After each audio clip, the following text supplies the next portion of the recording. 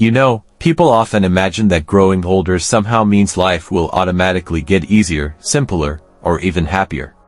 But the truth is, it doesn't always work that way. Sometimes, life just gets quieter.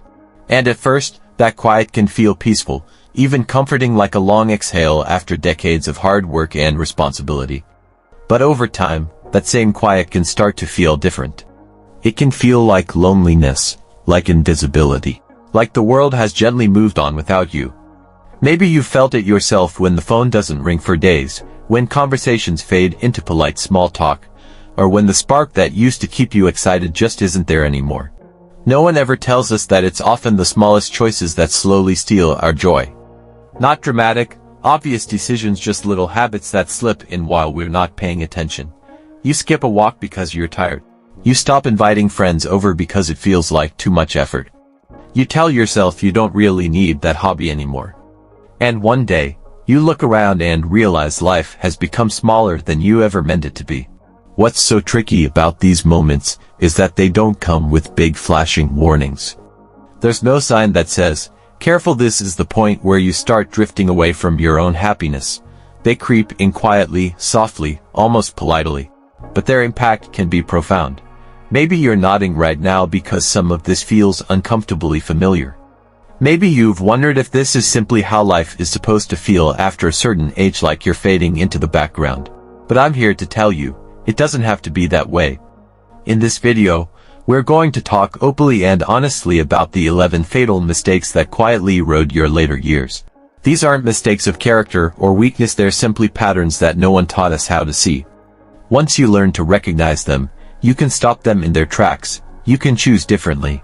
You can reclaim the energy, the dignity, and the joy that have always belonged to you, no matter how old you are.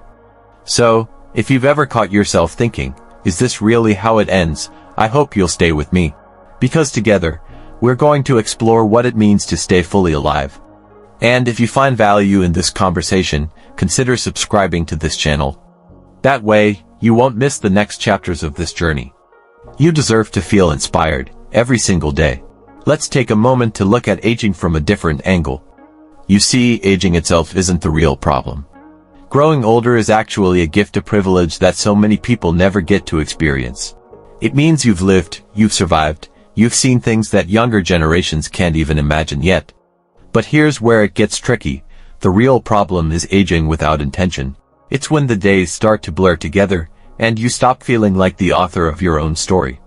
Maybe you know what I mean, when you wake up and feel like life is just happening to you, instead of you creating it on purpose. Little by little, you drift. You let go of the dreams and passions that used to light you up. You start believing the lie that this is just how it is now, that it's too late to make things different. But I want you to hear this clearly. It's not too late, not even close. You can still reclaim your power and start rewriting the story you're living. Maybe that looks like trying something you've always been curious about. Maybe it means reconnecting with people you lost touch with. Or simply deciding that today, you'll choose presence over autopilot. Ask yourself gently, what would it look like if I approached this stage of life with intention? Because the truth is, you're still the author, you still hold the pen, and no matter what came before, you have the power to write a new chapter. If this message resonates with you, I'd love for you to subscribe and stay connected. There's so much more life waiting to be discovered together. Let's talk about one of the most damaging myths we carry into our later years, the idea that passion has an expiration date. Somewhere along the way, we start to believe that once you reach a certain age, maybe 60 or 70, it's time to quietly pack away your dreams, close the door on curiosity, and just settle into a routine of getting by. Maybe you felt this yourself. People stop asking you about what excites you. They assume you're content to sit back, that your best days of inspiration are behind you. But here's the truth, passion doesn't vanish because of a number on a calendar. It fades because we stop feeding it. Think about a plant. If you leave it in the dark without water, it shrivels up. But that doesn't mean the plant is beyond saving, it just needs care. Your passions work the same way. They don't disappear. They wait patiently for you to come back to them. I once knew a man who decided to learn piano at 74. He could barely read music, and his hands were stiff from arthritis. But every morning, he sat down and practiced. He told me, for the first time in my life, No one expected me to be good at something. I could just do this for me. Can you imagine the freedom in that? To finally let go of the pressure to perform and simply do something because it makes you feel alive. It doesn't matter if your passion looks different than it did when you were younger. Maybe you don't have the same energy or speed. That's okay. What matters is that you give yourself permission to start again. Maybe you once loved painting, or gardening, or writing stories. Maybe you dreamed of traveling somewhere special, or learning a new skill. Why not let yourself try? Let me ask you gently, what's one thing that still sparks a little curiosity in you? One thing you secretly wish you hadn't given up on. Today could be the day you take the first small step back toward it. Because passion doesn't belong to the young. It belongs to the willing, the ones who are brave enough to care again, to feel again, even if it means being a beginner. If this message resonates with you, I invite you to subscribe to the channel so you can keep exploring these ideas with us. You deserve to feel alive, no matter your age. Let's talk about something tender but often unspoken: the quiet way we start leaning too much on our children for emotional fulfillment as we grow older. Maybe you felt it yourself. You wake up hoping today will be the day they call, or you check your phone a little too often just in case there's a message.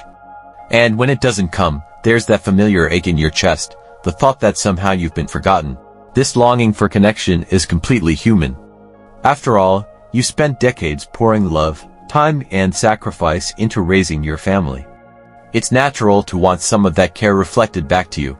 But here's where it can quietly hurt you: when your entire sense of worth starts depending on their attention. Little by little, you begin to measure your value by how often they visit, how quickly they reply, or whether they remember the stories that matter to you. And when they're too busy, or overwhelmed with their own responsibilities, you don't just feel lonely. You feel invisible. I want you to know this. Your children may love you deeply, but they cannot be your only source of meaning. They have their own lives to build, and it doesn't mean you're any less worthy of connection or joy. Let me ask you something gently. When was the last time you did something purely for yourself, not to keep busy, not to distract yourself, but because it filled you up inside? When was the last time you reached out to an old friend, took yourself on a little adventure, or tried something new just because you wanted to? Your life deserves to be bigger than waiting for someone else to remember you. You deserve rhythms of your own, hobbies that light you up, friendships that make you laugh, small routines that remind you that you are still a whole, vibrant person with so much to offer. I know it can feel scary to build a life beyond your children's orbit, but when you do, you'll find a quiet strength waiting for you. A sense of fullness that doesn't depend on anyone else showing up. And ironically, when you stop holding so tightly, your relationships often grow softer, more genuine, and more joyful. If this resonates with you, I'd love to invite you to subscribe and be part of our community. Here, you're never invisible. You're valued, you're seen, and you're still writing the next beautiful chapters of your life. Let's talk about something so many of us quietly struggle with as we grow older: the belief that taking care of our bodies no longer matters. Maybe you've caught yourself thinking, what's the point? I'm already past my prime. It often starts with small decisions: skipping meals because you don't feel hungry, staying on the couch because moving feels tiring, ignoring that persistent ache because you assume it's just part of aging. At first, it feels like acceptance, like you're finally making peace with time. But the truth is, this isn't acceptance, it's surrender. And I want you to hear this clearly.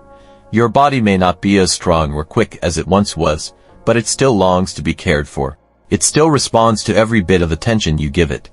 Even gentle efforts, a short daily walk, stretching for 10 minutes in the morning, choosing water over soda, can slowly wake up a part of you that you thought was gone. I once met a woman in her 70s who started practicing yoga for the first time. She couldn't touch her toes, and her balance was shaky. But week by week, she felt herself becoming steadier, more present, more alive. She told me, "It's like I'm reminding my body that I still believe in it." And maybe that's what taking care of ourselves is really about. Showing up for the body that has carried us through every season, every triumph, every heartbreak. Think about it: how would your days feel if you treated your body not as an afterthought but as a treasured companion? What if you chose to nourish it, move it, and rest it out of respect rather than obligation? When you care for your body, something powerful happens. You begin to feel a sense of agency again, a quiet knowing that you still have influence over how you feel each day. You hold your head a little higher, you walk with more purpose. And most importantly, you remember that it's never too late to honor yourself. So, if you've been telling yourself that your health no longer matters, I'm here to gently challenge that story. You are not too far gone. You are not beyond change. Your body still wants to be your ally, and it's waiting for you to come back to it with kindness. If this message resonates with you, consider subscribing to our channel. Together, we're building a space where every stage of life is valued, and where you can always find encouragement to keep moving forward one small, loving step at a time. Let's talk about something a lot of people don't admit out loud, especially as we get older. It's the habit of saving money so obsessively that we forget what we were ever saving for. Maybe you've worked hard your whole life, you've been careful, responsible, and wise. You've put away every dollar you could because, in the back of your mind, there's always been this quiet fear whispering, what if something happens? What if there's not enough? That fear is understandable. But here's what often happens. Little by little, money stops being a tool for living. It turns into a fortress you build around yourself, one that feels safe but also keeps life out. You start to tell yourself, I can't spend on that vacation, or I don't really need that class, or maybe I shouldn't treat myself to something special. And before you know it, the years slip by. Your savings account grows, but your days become smaller and smaller. I've heard so many stories of people who passed away with a perfectly padded bank balance, but a heart weighed down by regret. Regret for the trips they didn't take, the little luxuries they never allowed, the experiences they postponed until it was too late. Here's the truth. Money isn't meant to sit in a vault until you're gone. It's meant to enrich the life you're still living right now. It's there to buy back your time, create memories, bring joy, and even ease the load on your shoulders. Think about it. What have you been longing to do that you keep pushing away because you feel guilty spending on yourself? Is it learning to paint? Is it flying to see an old friend? Is it simply hiring a little help so you don't feel so overwhelmed? You deserve that. You've already paid the price with years of hard work and sacrifice. You've earned the right to feel alive, not just safe. So, consider this an invitation to loosen your grip a little. Spend on the fresh flowers, the good meal, the comfortable chair that supports your back. Use your money to honor all the effort it took to earn it. Because in the end, the richest life isn't the one with the biggest balance, it's the one with the most love, laughter, and memories. If you find this message resonates, I'd love for you to subscribe to this channel. We're here to remind you, week after week, that your life still matters, your joy still matters, and you don't have to wait to start living fully. Let's talk about a thought that quietly convinces so many people to settle for a smaller life. The idea that it's too late to start over. Have you ever caught yourself thinking, that ship has sailed? Reinventing yourself is for younger people who still have decades ahead. If you have, you're not alone. This belief is so common, and it can sound reasonable at first. After all, routines are comfortable. You know exactly how each day will go. There's no risk in staying exactly where you are. But here's the question I want to ask you. Are those routines bringing you any joy anymore? Or have they become like an old coat that doesn't fit but you keep wearing because it's familiar? Starting over doesn't require youth, it requires courage. It requires a willingness to look at your life and say, maybe there's more for me, and that willingness can happen at any age. I once met a woman who spent most of her life working behind a desk. At 78, after her husband passed away, she felt hollow and stuck. Everyone assumed she would simply retreat further into her routines. But instead, she decided to volunteer at a local animal shelter. That first day, she told me, she was terrified. She worried she'd be too slow, or that people would wonder why someone her age was bothering to start something new. But as she showed up week after week, she began to feel something she hadn't felt in years: purpose. A reason to get out of bed, a reason to smile. That's the thing about starting over. It doesn't mean throwing away everything you've known. It means daring to imagine that you still have growing to do. That you are still becoming, no matter your age. So let me ask you this, what dream, interest, or curiosity have you quietly set aside because you thought it was too late? What small step could you take to pick it up again? Maybe it's learning an instrument, trying a new hobby, reconnecting with people who inspire you, or giving your time to a cause that matters. As long as you're breathing, it is never too late to begin again. You still have the right and the ability to create new chapters. If you found this message uplifting, I'd love for you to subscribe to this channel.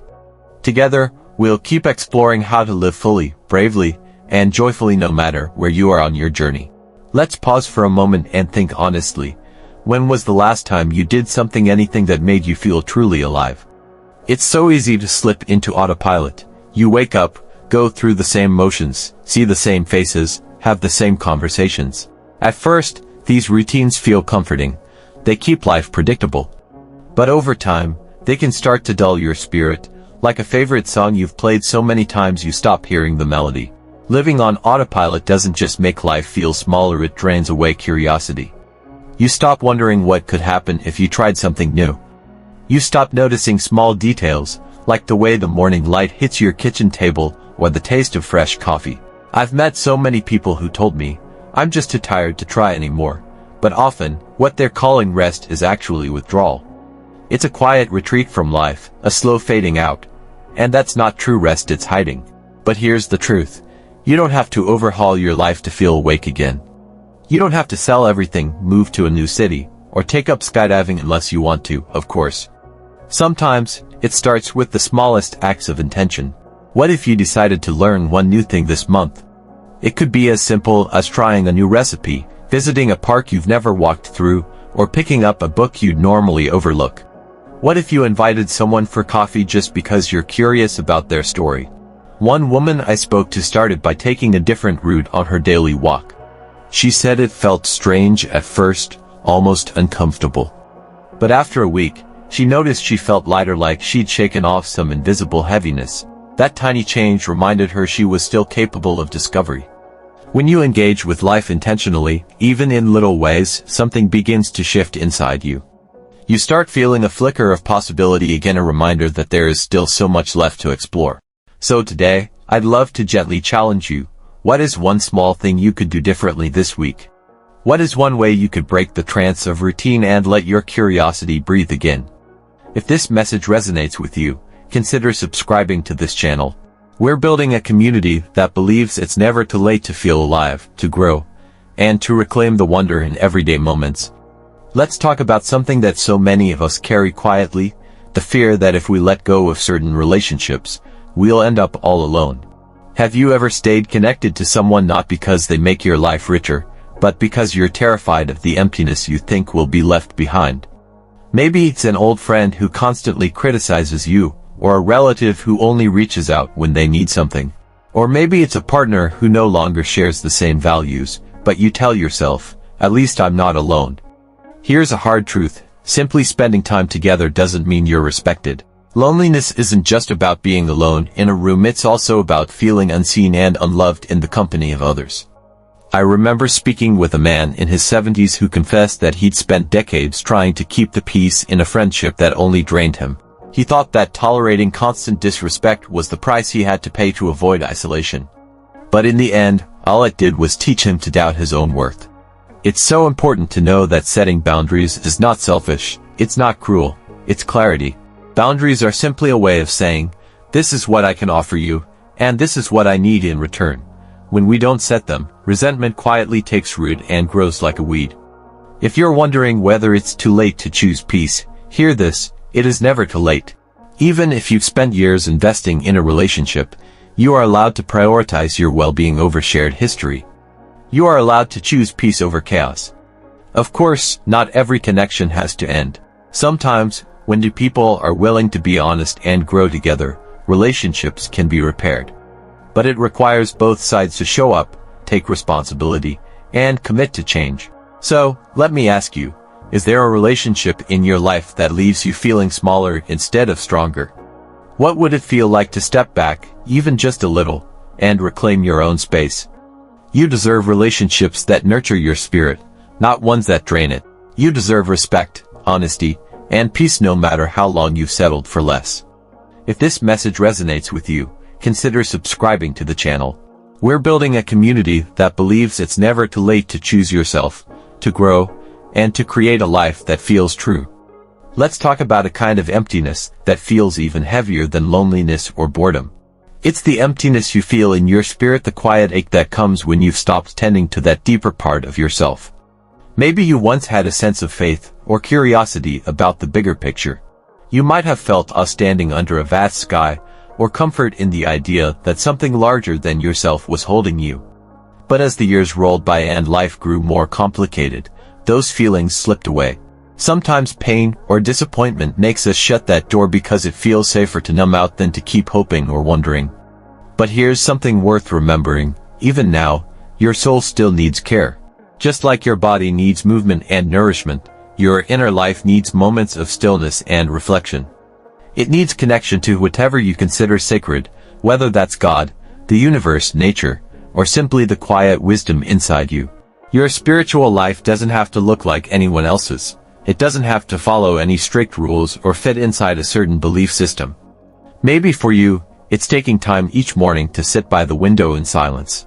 Maybe it's lighting a candle and offering a simple prayer, even if you don't have all the answers.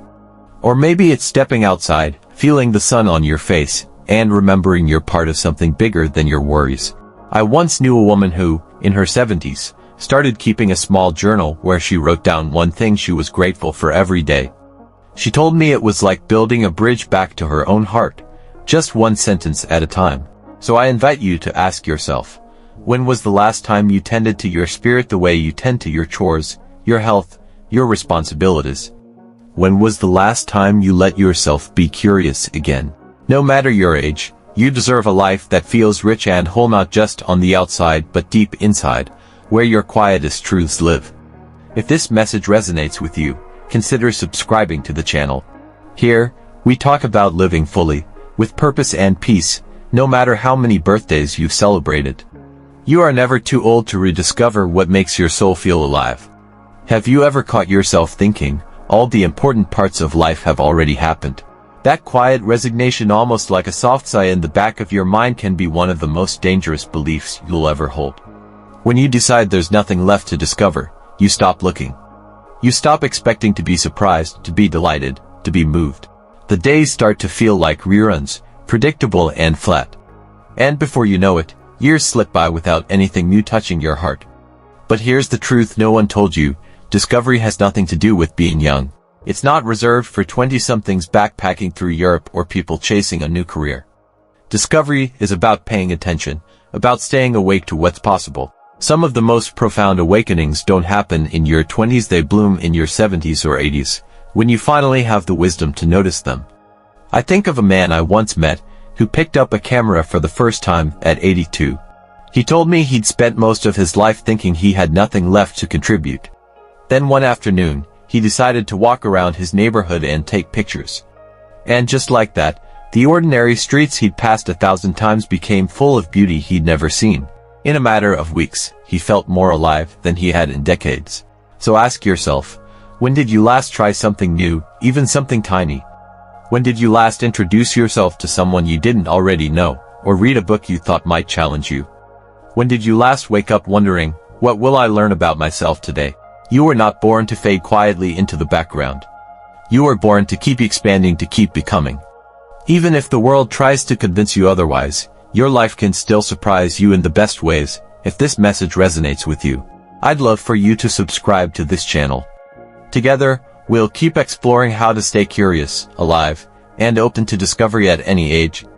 Because your story isn't over yet. In many ways, it's just beginning. Have you ever caught yourself replaying the highlight reel of your younger years and feeling like you just don't measure up anymore?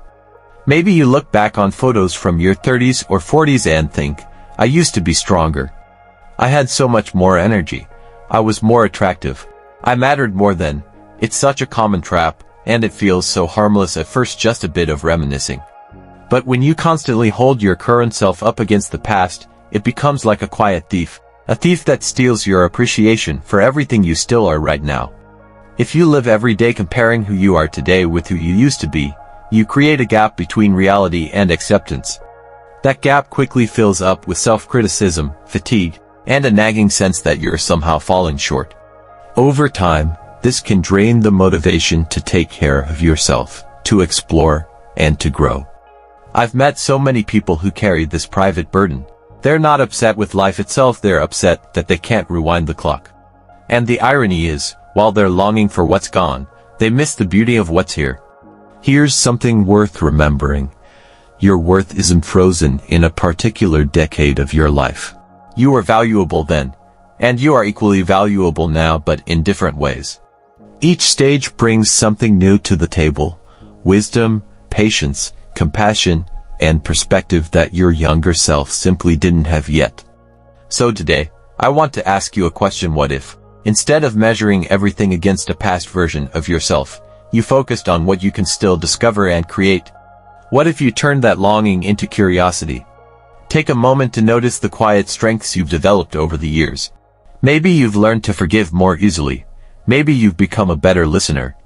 Or maybe you've simply realized that life is too short to spend wishing you were someone else at some other time. You're not here to be a carbon copy of your past.